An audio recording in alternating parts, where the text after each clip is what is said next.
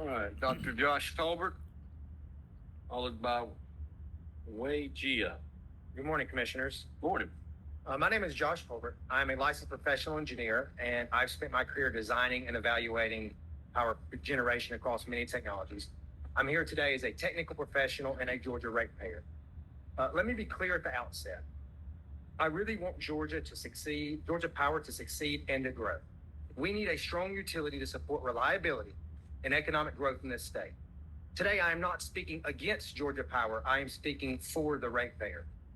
Today, you're being asked to approve a stipulated agreement for the all-source resource plan.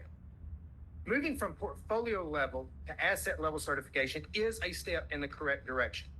But here is the problem. The stipulation still certifies every asset in the proposed portfolio without clear conditional certification tied to how load actually develops.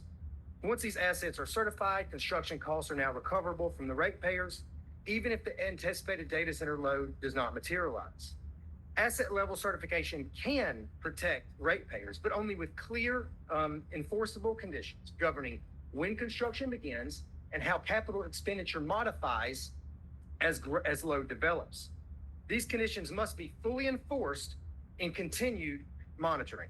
Without them, the risk of overbuild is transferred directly to the ratepayers.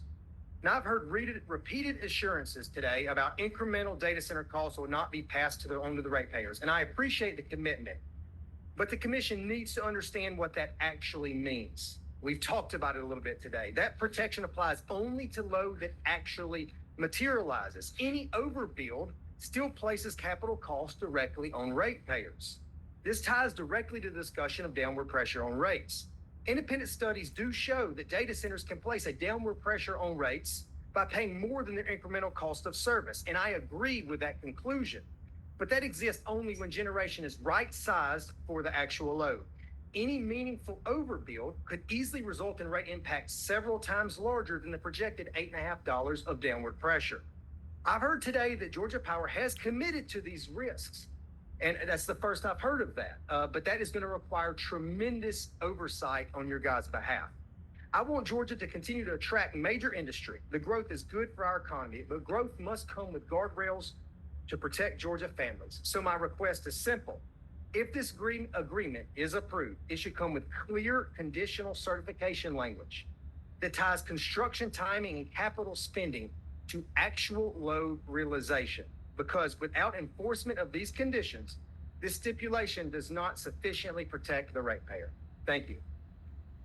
Thank you.